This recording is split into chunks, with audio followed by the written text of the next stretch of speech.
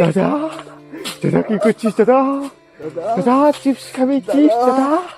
ও দাদা, ও দাদা চিপস। বাদ দাও। তো কেমন আছো তোমরা সবাই? আশা হচ্ছে ভালো আছো। আমার নাম সুমন। আজকের আমার ইউটিউব চ্যানেলের মধ্যে কন্টেন্টের অভাব, সেই জন্য আমি আজকে আরো একটা ব্লগ নিয়ে এসেছি। তাহলে আজকে যাবো হচ্ছে রিস্টমুখ, সেই জন্য তেল ভরার জন্য আমি চুলাবাড়ি বিএসির মধ্যে এসেছিলাম। যাওয়ার সময় একটা ক্লিপ তুলে দিচ্ছি, তারপরে আপনাদেরকে কিছু বলবো না, কারণ देखो देखो दरिंदगी चेहरे से टपकती है। नंबर 1 का कमीना है। যাওয়ার আগে স্নানটা করে নিতে হবে, সেই জন্য স্নানটা করে আমি ফ্রেশ হয়ে গেছি এবং তারপর আমি চলে যাচ্ছি। যে কোনো জিনিস ছোট থাকতে শিখলে ভালো, সেই জন্য আমার ভাগিনার জন্য আমি বাইক চালানো শিখেছি তাকে।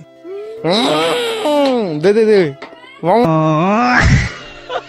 ভাই, এই কি দেখছি? আমার ছোট ভাই জেনেসুর ফ্যান, কি বলবো তোমাদের।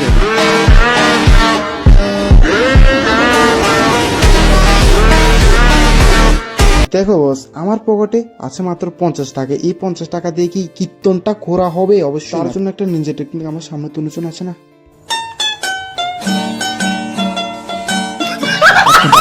তাহলে যা বলবে বলো, কিন্তু মা কালী মন্দিরটাকে প্রণাম দিয়ে সোজা চলা যাক উৎসবে। ভেবেছিলাম 50 টাকা দিয়ে টিফিন করবো, কিন্তু কে কি আমার সুরটা ছিঁড়ে গেল ভাই। আর কি বলবো, মানে যা একটা কিসমত আমার। साला ये दुख का खत्म नहीं होता बे। আমাকে নিয়ে চলো না, ভাই রে ভাই, মানে ছোট ছেলে মেয়েদেরকে নিয়ে যাওয়া মানে কি বলবো, অনেক খারাপ। কারণ তারা অনেক সময় বায়না করেছে দোলনা চড়বে। আচ্ছা বাদ দা। তারপর আমরা চলে গেছি সোজা কিছু খাবার জন্য। প্রথমে পেট পূজাটা, তারপরে কাম। আমি তো এসেছিলাম কিছু কেনার জন্য 50 টাকা দিয়ে। কি করব আর, আমার প্যান্টটা ছেড়ে গেল, তারপর 50 টাকা গেল জলে। আমার কাছে তো টাকা আছে, কিন্তু আমার ভাইয়ের থেকে খেতে আমার কাছে টাকা না থাকলে কি হবে, আমার ভাইয়ের কাছে তো আছে। তাহলে তার টাকা দিয়ে আমি টিফিন করে তারপর আমরা সোজা চলে গিয়েছিলাম আমার ভাইয়ের জন্য জুতো কিনতে। তারপরে মানে কি বলবো, এখানে অনেক বার্গেনিং হয়েছে। তারপরে আমরার অবস্থা কিছুটা এমন ছিল। जिस राह पे तुम चल रहे हो बेटा, एक दिन पूरी तरह फंसोगे। এই উৎসবের মধ্যে বা মেলার মধ্যে যে কোনো জিনিস কেনার একটা নিনজা টেকনিক বলছি। প্রথমত তারা একটু দাম বাড়ায় বলবে, তারপরে তোমরা সোজা হেঁটে চলে যাবে। তারপর তারা পিছন থেকে ডাক দেবে, এই আসো আসো। তারপরে কি আর, তোমাদের খেলা তোমরা দেখাবে। তারপর অবশ্যই জুতাটা টাকা দিয়ে এবং পরে নিয়েছে আমার ভাই। অবশ্য কেমন লাগছে কমেন্ট করে জানাও। তারপরে আর কি, মেলার মধ্যে একটু মানে উৎসবের মধ্যে একটু ঘোরাঘুরি করছিলাম। আর কেউ নেই ভাই, এটা আমরা দ্বিতীয় দিন গেছিলাম। দ্বিতীয় দিন তো এত বেশি মানুষ হয়নি, কিন্তু তৃতীয় দিন ভাই আরো বেশি মানুষ হয়েছে ভাই। মেলা বা উৎসবের মধ্যে অনেক আত্মীয়দের দেখা হয়, তার সঙ্গে আমার দাদুরও দেখা হয়েছে, মানে আমার মার বাবা। আচ্ছা বাদ দাও, সেটা বড় কথা না। তারপর আমার ভাই দুজনে তাকে ধরেছে টাকা দেওয়ার জন্য, আর কি বলবো। তারপর টাকাটা নিয়ে উৎসবের মধ্যে চলে গেছি সোজা মন্দিরের মধ্যে। তাহলে মন্দিরের দর্শনটা তোমরা প্রথমে করে নাও, তারপরে আমার ভাই আগে আগে চলছে, কারণ তোমাদেরকে দেখানোর জন্য।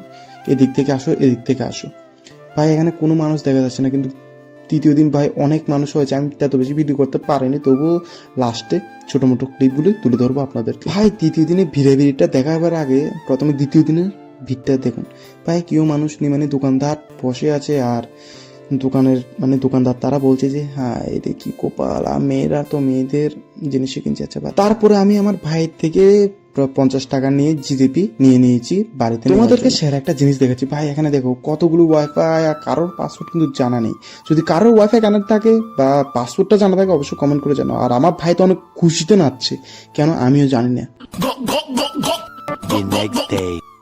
তারপরে দ্বিতীয় দিন খাওয়া দাওয়া খেয়ে অনেক আনন্দ ফুর্তি করে আমি রেডি হয়ে গেছি উৎসবে যাওয়ার জন্য।